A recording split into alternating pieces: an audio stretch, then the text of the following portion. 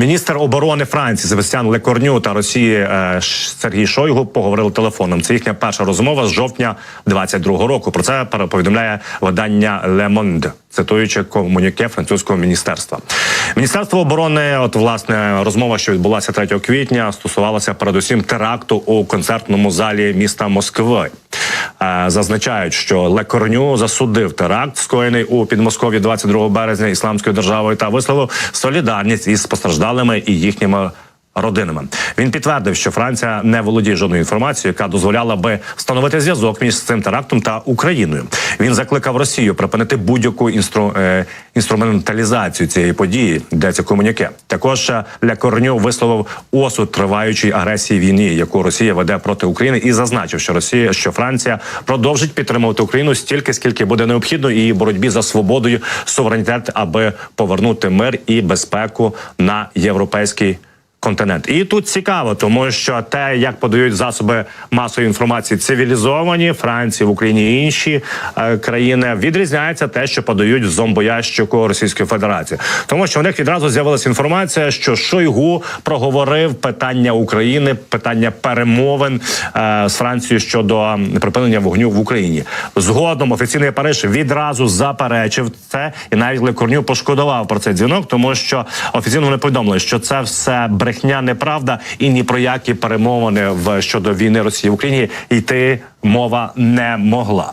Ну от бачимо, як маніпулює Росія інформацію. Більше того, я вам хочу сказати, що МІД Росії, права рука Лаврова, Захарова, ви прекрасно знаєте, в бздури, які вона несе, вона вийшла і розповіла, що, виявляється, Франція вже готує відправку військ в Україну. Появляются новые сведения о подготовке Парижем военного контингента для отправки на Украину. В этих целях командование французского иностранного легиона в начале марта утвердило состав батальонной тактической группы численностью порядка 1500 человек. Ожидается, что в апреле группа будет приведена в состояние полной боевой готовности для оперативного броска на украинский театр военных действий. От бачимо, Захарова лякає, що там 1500 військових, французів буде передислоковано в Україні, але я вам хочу сказати офіційно сама ж Франція і велика кількість країн наших союзників кажуть, що певна частина іноземців вже давним-давно в Україні, вони допомагають, вони навчають, вони десь щось пояснюють, десь, власне, контактують з українцями, тому це є не новина. Ну, а бачимо, в Росії хочуть видати за якусь іншу монету, мовляв, начебто вже війська НАТО в Україні будуть наступати на Україну.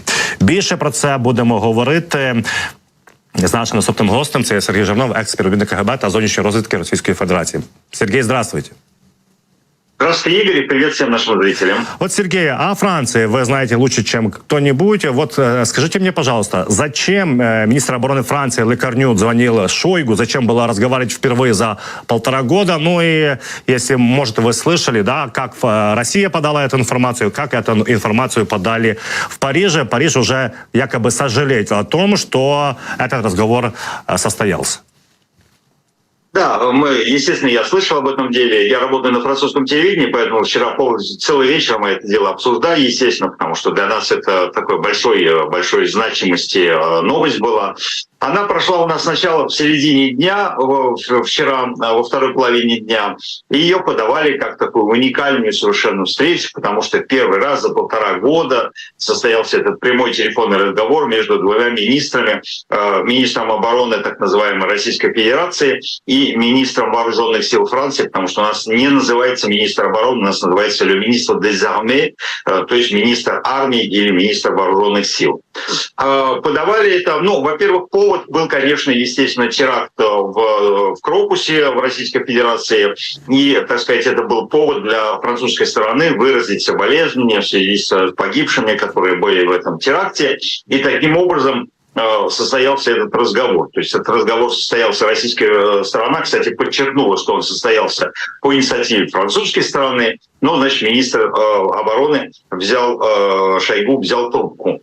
И они говорили в общей сложности час, учитывая то, что это обычно разговор под переводчика, это значит, разговор на самом деле был полчаса, потому что надо разделить на два и отбросить перевод.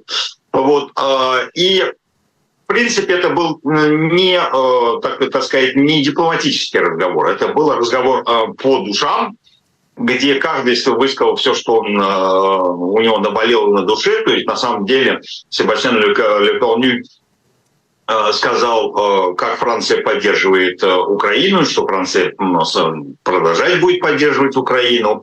Он также высказал свое отношение к измышлениям российской стороны по поводу участия западных стран в организации этого теракта и подтвердил, что у французской стороны есть информация о том, что его организовал ИГИЛ, и многократно подтвержденно Соединенными Штатами Америки, Ираном там, и так далее.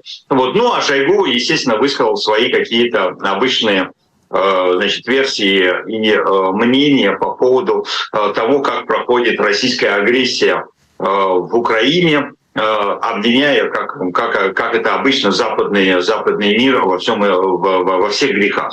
То есть, в принципе, это был такой, наведение мостов, чтобы, если так сказать.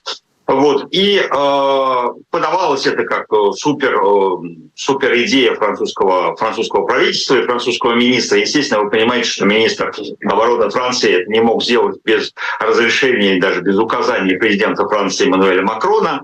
Вот состоялся такой разговор. А потом поздно вечером, вот когда мы были, вчера у нас была передача с 10 вечера до 12 ночи на французском телевидении LCI. Это такой новостной канал 24 на 24 в группе TF1. Это главная группа частного телевидения французского, Первого канала. Вот.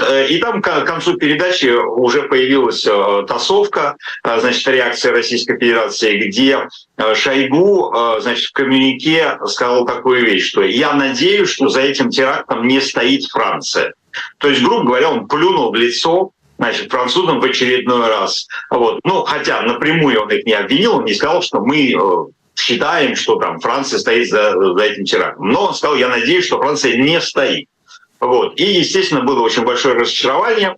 Вот. И я, кстати, вчера, когда был на телевидении, я сразу высказал свое мнение экспертное, что это было, в общем, может быть, и нужный дипломатический шаг, то есть с чисто дипломатической точки зрения, возможно, это было нужно, но стратегически это была ошибка, потому что, в общем, Российская Федерация всегда такие вещи будет рассматривать как проявление слабости. Вот, тем более, что в последнее время, начиная с заявления Макрона 26 февраля между Францией и Россией, есть некая такая медийная война, идет постоянно, когда Макрон сказал, что потенциально могут быть войска НАТО на территории Украины, хотя, кстати, Украина не просила никаких войск НАТО, Украина просит вооружения и помощь как можно быстрее в вооружениях и в боеприпасах, а не в войсках.